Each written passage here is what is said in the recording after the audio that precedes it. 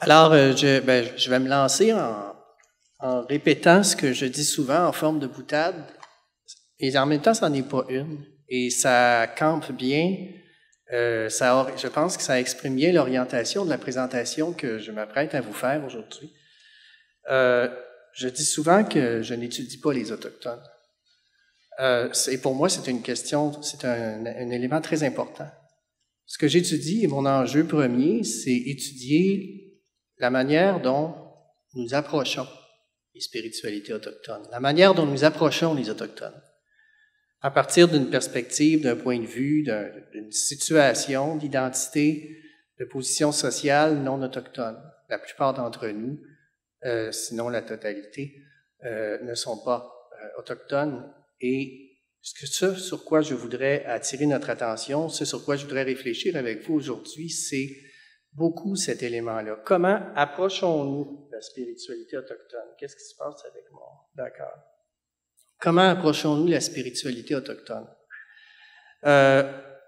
D'abord, je commencerai par dire que les études autochtones sont interdisciplinaires, sont éminemment interdisciplinaires. Je ne vois pas comment on peut entrer dans cet univers, dans cette étude, y compris de l'étude des spiritualités ou de la spiritualité autochtone, sans tenir compte des travaux en sciences sociales, en sciences humaines. Alors, les études en interdisciplinarité ne peuvent pas faire, elles non plus, l'économie de ce bain interdisciplinaire. Mais est-ce qu'elles sont en mesure d'apporter quelque chose de spécifique? Alors, je pense que oui.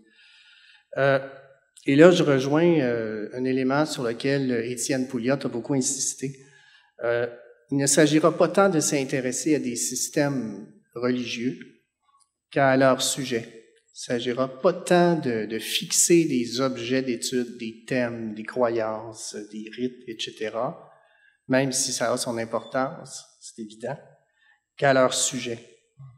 Il va s'agir de s'intéresser à la manière dont les sujets donnent sens à leur humanité, dont ils donnent sens à leur existence, et ils le font toujours, et elles le font toujours en contexte et de manière dynamique, de manière toujours inachevée, imprévisible. Le propre des études en spiritualité, c'est de s'intéresser à un processus d'humanisation qui se fait dans un contexte de liberté, de créativité, d'attente des nouvelles expressions que cette créativité va gérer.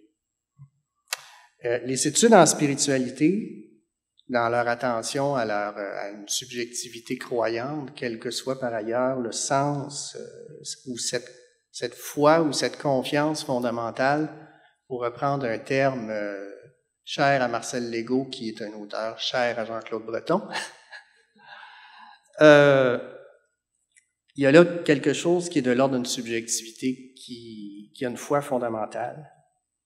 Et cela interpelle aussi la subjectivité de ceux et celles qui s'approchent de cette spiritualité à partir d'une perspective extérieure, une perspective autre.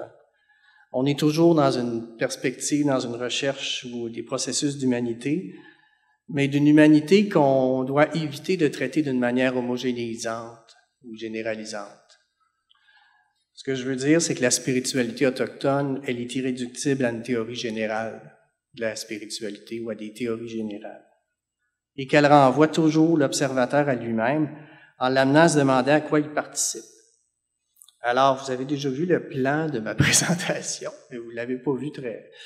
Alors, je vais d'abord parler, parce qu'il faut d'abord s'arrêter à se demander de quoi nous parlons, de quoi il est question ce matin, des manifestations de la spiritualité autochtone.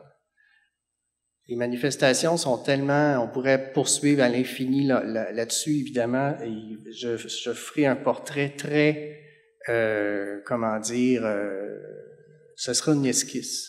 Les grands volets, si on veut, ou les manifestations dans leur forme générale, pour employer un terme que tout à l'heure j'ai désavoué, de la spiritualité autochtone. Le concept de spiritualité autochtone lui-même, qui est un concept qui ne va pas de soi. On va voir un peu ce qu'il y en est, mais qui est un concept qui donne à penser puis qui ouvre des perspectives aussi selon la manière dont on se l'approprie. Et finalement, si j'ai le temps, la spiritualité autochtone comme rapport à un élément important pour moi, qui m'apparaît, qui me frappe beaucoup, rapport au pouvoir. Alors, commençons par les manifestations de la spiritualité autochtone. Quand on parle de spiritualité autochtone, Et là, je m'intéresse à l'époque contemporaine. Évidemment, on parle ici de tradition précoloniale, mais je m'intéresse ici à ce qui se passe à notre époque. D'abord, une renaissance culturelle et une résistance politique. Les choses se passent en Amérique du Nord, à la grandeur de l'Amérique du Nord. À partir des années 60, un mouvement de résistance autochtone en Amérique du Nord, d'abord aux États-Unis, et qui, par la suite, ou assez rapidement en fait, s'étend beaucoup au Canada. Pardon, même s'il est commencé dans les années 60 aussi au Canada. Et ce qui est important de relever ici, c'est une résistance globale. Pardon, la résistance est politique, elle est culturelle, elle est linguistique, et ça c'est un enjeu fondamental aussi, crucial pour les Autochtones, la résistance, la survivance, le développement de la connaissance des langues, et elle est spirituelle, et tout ça va ensemble. Merci beaucoup. Jusqu'à 1969, au Canada, les rites traditionnels autochtones étaient interdits par la loi, étaient diabolisés. Non seulement on parle souvent des pensionnats, mais même au niveau de la loi sur les Indiens. Il y avait un discours très péjoratif, dépréciatif, qui traitait les traditions spirituelles autochtones comme des superstitions, comme de la sorcellerie. Je pense que j'apprends rien à personne. En fait, c'est un rappel. Mais ça a eu des effets. Perte culturelle importante et une transmission clandestine de ces traditions. Ce sur quoi je veux insister, c'est sur le fait que si on parle de spiritualité autochtone aujourd'hui, c'est pas par intérêt général pour la spiritualité, c'est parce qu'il y a eu une abolition des lois qui les interdisaient. Et s'il y a eu abolition, c'est dans le cadre de cette résistance collective globale. Une résistance qui est multidimensionnelle. Et les dimensions de cette résistance sont inséparables et la spiritualité en fait partie. La dimension de la spiritualité est importante là-dedans. Alors ici, vous avez une image d'un livre sur Kaderi Tekakwitha des années 60 qui m'a toujours frappé, mais c'était une littérature jeunesse, l'équivalent de la courte échelle d'aujourd'hui. Mais avec le beau visage de Kaderi Tekakwitha d'un côté et des masques iroquois qu'on fait paraître tout à fait effrayants. Alors, c'est un exemple. Et un extrait ici de la loi sur les Indiens qui condamnait certains rituels. Alors, si si des Autochtones étaient surpris à pratiquer ces rituels, étaient dénoncés, c'était à la justice qu'ils avaient affaire. Alors, ceci a donné un mouvement de résistance spirituelle dont on parle de pan-indianisme spirituel, qui se caractérise par la mise en fait, la prise de conscience d'abord que, quelles que soient les nations auxquelles on appartient, on fait face à une même situation. On a des enjeux communs. Qu'on soit des Abénaquis, des Mi'kmaq, qu'on soit des Ojibwe, qu'on soit des Apaches, on est des Indiens. On est des Indiens. La même prise de conscience a émergé en Amérique latine. Pour citer un auteur zapotèque du Mexique, les Indiens ont été les premiers fruits mûrs du colonialisme. Le premier fruit du colonialisme, c'est la notion d'Indien. Ça n'existait pas avant. Mais la contrepartie, c'est mettons en commun nos ressources. Alors, des rites, des symboles, des légendes, parfois au-delà de leur zone d'origine, adoptés parfois par des peuples qui ne les connaissaient pas. La contrepartie, c'est que on connaît beaucoup, quand on commence à s'intéresser aux spiritualités autochtones, on reconnaît beaucoup d'objets rituels, de rites, de légendes, certains éléments spécifiques, d'autres sont laissés dans l'ombre, d'autres, on les oublie finalement, c'est la contrepartie. On s'intéresse à une espèce de fond commun. Il y a là une stratégie de résistance qui est importante.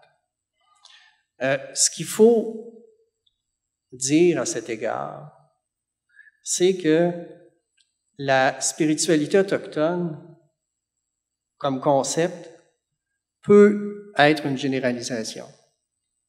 Il y a une diversité de traditions. Est-ce qu'on parle de la spiritualité autochtone? Est-ce qu'on devrait parler des spiritualités autochtones? Éternelle question.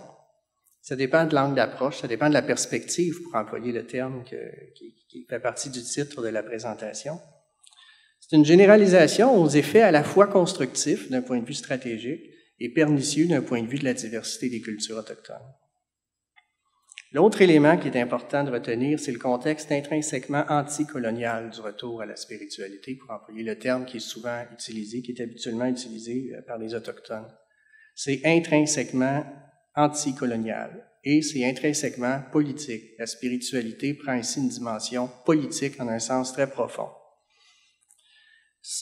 Troisièmement, l'actualisation de la spiritualité autochtone relativement à des enjeux écologiques ou à celui des droits des femmes, par exemple, qui nécessairement, comme toute spiritualité, c'est une spiritualité dont les adeptes se questionnent sur leur présent et sur les nouveaux enjeux et interprètent. On peut poser parfois le problème de l'authenticité de telle ou telle évolution, de telle façon de faire un rite, etc.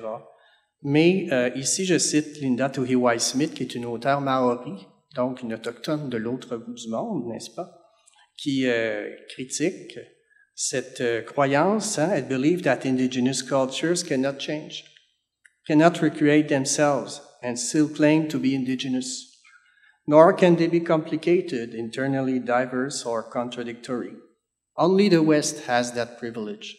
Alors, il y a, vous voyez un peu cette idée, le piège un peu du critère de l'authenticité qui peut fixer la vie, en fin de compte. Donc, la dimension collective de cette première manifestation. L'autre élément, c'est le retour personnel à ses racines.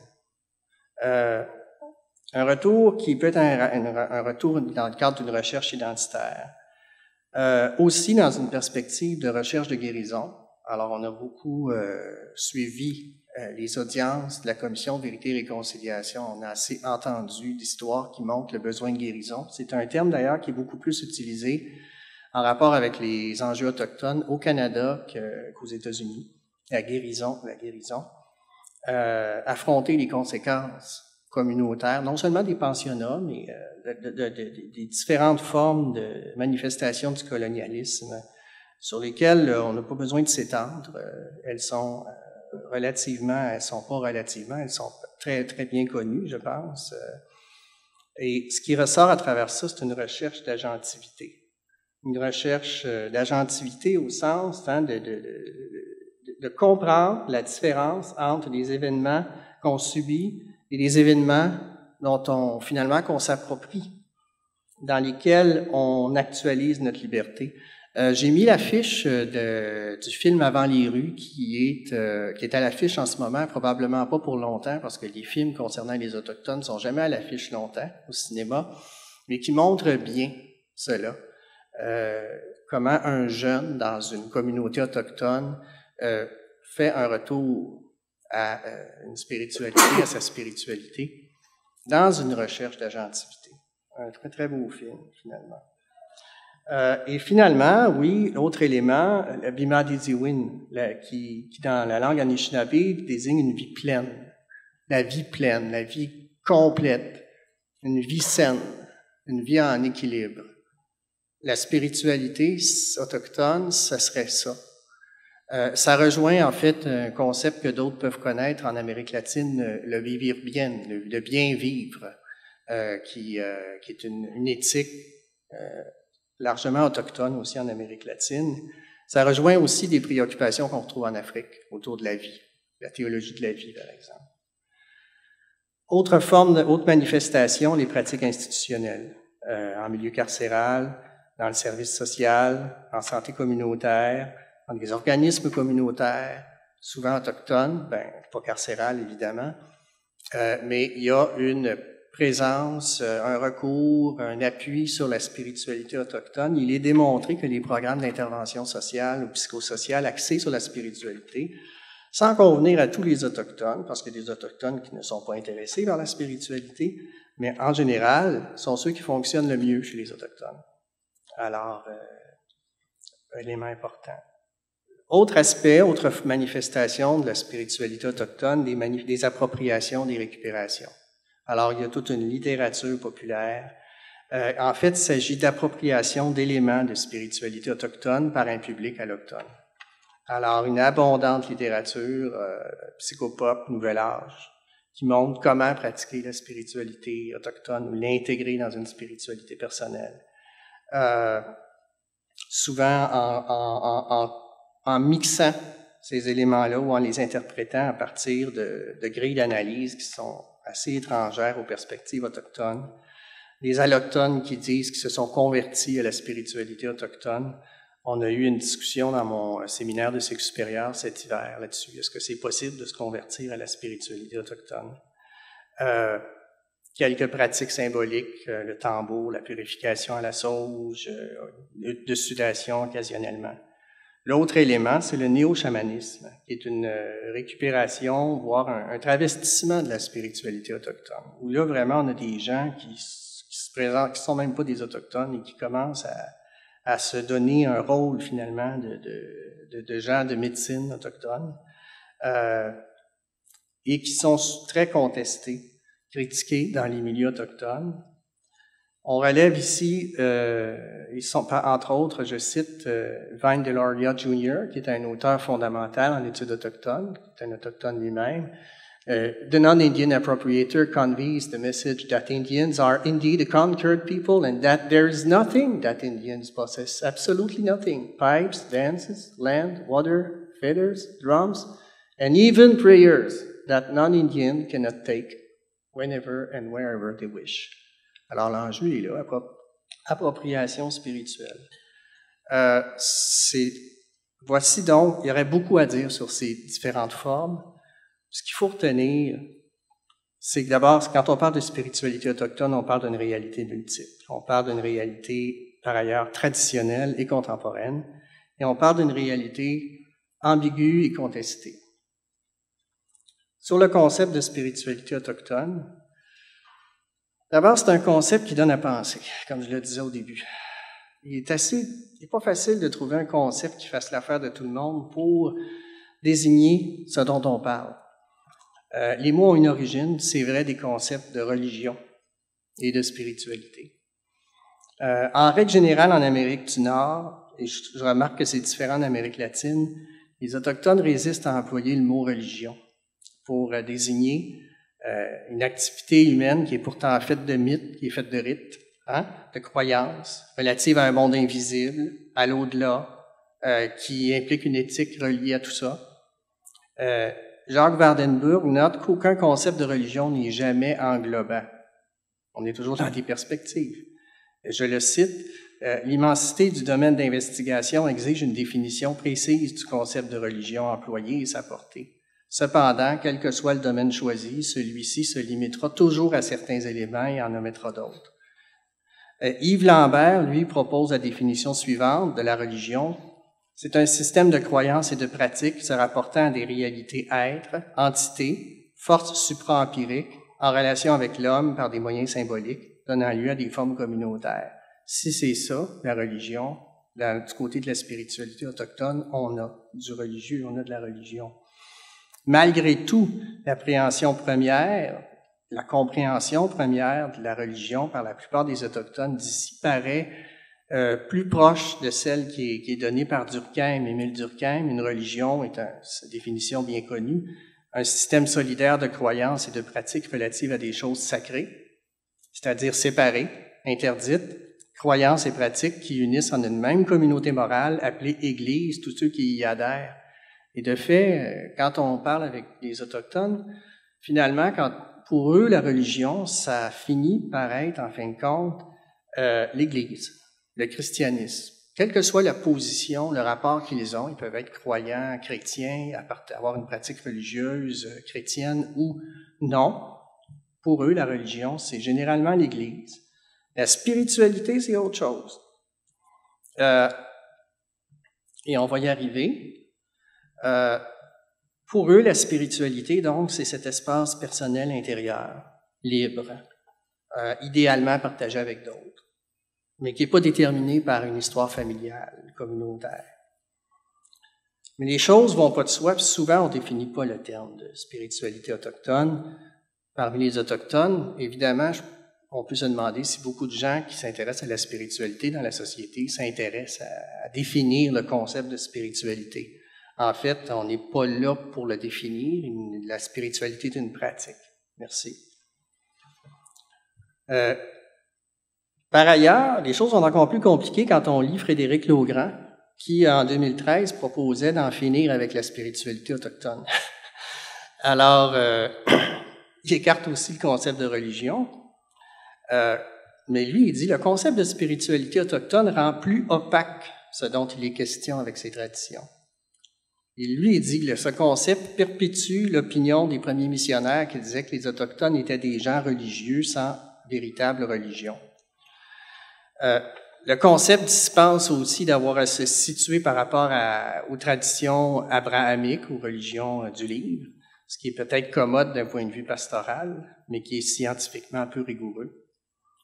Et la notion est aujourd'hui appliquée à toutes les sauces, la notion de spiritualité autochtone, dans différents milieux. Il dit elle est galvaudée, et étant galvaudée, elle est inadéquate. Elle est peu opératoire pour étudier les traditions autochtones. En plus, dit-il, le concept de spiritualité autochtone reproduit l'opposition chrétienne entre le corps matériel et l'âme pure, immatérielle, donc spirituelle, opposition si chère à la métaphysique, écrit-il, et sur laquelle les Autochtones ne s'entendent pas entre eux d'ailleurs. Ce qu'il propose à la place du concept de spiritualité, c'est le concept de corporalité et celui de cosmologie. Le concept de corporalité rend mieux compte, dit-il, de la dimension matérielle et sensorielle des pratiques autochtones. Il dit qu'il y a là beaucoup d'indices qui ramènent le corps au centre du spirituel. Il est un peu mal pris, il doit employer le terme spirituel lui-même pour désigner des choses, mais bon. Et l'autre concept, c'est celui de cosmologie, qui intègre la corporalité, mais qui la situe dans un ensemble global, une vision du monde, puis qui est moins ethnocentrique que celui de religion, qui est un concept occidental. Et ce concept, donc, ce sont les deux concepts qu'il présente. Là-dessus, je dirais que le concept de corporalité me paraît fort intéressant, puis rejoint certains éléments, certaines des considérations dont je vais faire état dans la suite. Mais il y a effectivement une attention très grande, frappante à la corporalité dans les pratiques spirituelles autochtones. Cosmovision est intéressant, ou vision du monde, ou cosmologie est intéressant aussi, mais en même temps, il y a le risque de perdre de vue la pratique. Il ne s'agit pas simplement d'une représentation du monde, il s'agit de s'inscrire, d'inscrire sa vie, son existence, ses choix, dans en harmonie, en rapport, en concordance avec une telle vision. Mais surtout, je trouve que Laugrand trahit des présupposés théoriques non questionnés. Vous l'avez peut-être remarqué, d'abord une confusion entre l'âme et l'esprit. L'âme, l'esprit immatériel, voyez un peu, l'esprit, ce serait opposition entre le corps et l'esprit. D'où tire-t-il cela? Est-ce que ça va de soi? Qu'est-ce qu'on entend par esprit? Et d'autre part, distinction entre sacré et profane. Là-dessus, je ne peux pas m'empêcher de voir la contribution qu'on pourrait imaginer dans une approche des traditions autochtones à partir de l'étude de la spiritualité et des théories de la religion, à partir des études religieuses. On a, je pense, quelque chose à apporter ici, déjà là, pour éclaircir peut-être des concepts. Je propose une définition donnée par un autochtone que je trouve vraiment intéressante. La spiritualité autochtone est liée aux sphères de la vie quotidienne et communautaire pour lui. C'est « a relatedness through personal relationships that find common expression in mutual, everyday concerns, ceremonial activity, prayer, or simply carrying out daily activities like driving a friend to work or struggling for political rights may engage individuals in aspects of religious concerns. It is that connectedness to core value and deep beliefs that I mean by spirituality, a pervasive quality of life that develop out of an authentic participation in values and real-life practices meant to connect members of our community with the deepest foundations of personal affirmation and identity. Je trouve ça vraiment intéressant parce que ici, Irwin ne définit pas la spiritualité autochtone par des contenus spécifiques, mais par un rapport à la vie. Et je cite ici une définition de la Commission ontarienne des droits de la personne que j'ai trouvée vraiment intéressante, vraiment, vraiment intéressante. La spiritualité autochtone, elle est déroutante et peut-être décevante, mais moi je l'aime beaucoup dans son caractère décevant. La Commission choisit délibérément de ne pas définir la spiritualité autochtone, en reconnaissance de sa diversité et du droit des Autochtones de la définir par eux-mêmes. La Commission ne définit pas spiritualité autochtone. Elle poursuit, paradoxalement, en disant, dans la présente politique, le terme spiritualité autochtone fait référence aux convictions et pratiques spirituelles que les peuples autochtones qualifient de traditionnelles. Ça leur appartient. Ou coutumières. Parfois, ces convictions et pratiques incluent d'autres traditions religieuses, comme le christianisme, ou sont observées en combinaison avec celles-ci. Cette définition-là me convient parfaitement. D'abord, elle se résume à ceci, là, la spiritualité autochtone dans cette perspective, ce n'est pas ceci, cela, à l'exclusion de ceci ou de ça. C'est plutôt ce que font des gens qui se trouvent être des Autochtones. Alors, il y a là quelque chose que je trouve vraiment intéressant. C'est une définition qui, donc, est attentive au fait que cette spiritualité évolue. Elle est attentive aussi, elle écarte par ailleurs des choix individuels. Quelqu'un pourrait décider que lui, je sais pas moi, qui devient dévot de Krishna, par exemple, ça n'engage pas des choix communautaires.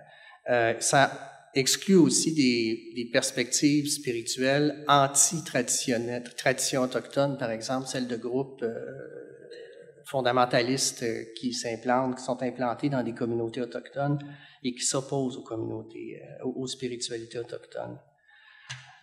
Alors, c'est une définition, donc, qui peut paraître insatisfaisante pour bien des personnes parce qu'elle dit rien ou pas grand-chose sur les valeurs fondamentales ou les contenus dits authentiques de cette spiritualité. Elle pourrait même être jugée dangereuse par des Autochtones et je suis conscient qu'elle est tout à fait partielle parce qu'elle pourrait conduire à dire que tout s'équivaut finalement, que ce soit le pèlerinage à Sainte-Anne-de-Beaupré ou une hutte de citation, vous voyez un peu. Mais ce sur quoi j'ai voulu insister dans cette présentation, c'est sur le fait que c'est une spiritualité qui me paraît tout à fait adaptée et pertinente pour des gens comme nous qui nous demandons comment approcher ces spiritualités autochtones, à quelles conditions, dans quelle éthique, avec quelles précautions méthodologiques et d'une méthodologie interculturelle aussi. La spiritualité des Autochtones, au sens de leur vie spirituelle, ça leur appartient, ça se transforme avec eux. Alors, je saute directement à ma conclusion. Je parlerai de la suite une autre fois, j'en garderai pour le dessert. La spiritualité autochtone, c'est la spiritualité des Autochtones, c'est ce que les Autochtones en font collectivement. Il faut une approche interculturelle de la spiritualité autochtone. Une approche décoloniale. J'ai pas eu le temps de m'engager beaucoup là-dedans, mais ça m'apparaît fondamental. Elle renvoie les Autochtones à eux-mêmes, à leur propre référence et enracinement spirituel, chrétien ou autre, philosophique, mais où sont nos enracinements? Sachant qu'on ne deviendra jamais des Autochtones. Une approche interdisciplinaire de la spiritualité autochtone est nécessaire, je pense. Et il m'apparaît pertinent d'articuler cette étude à l'étude de la spiritualité et aux études religieuses en général. Je vous remercie beaucoup.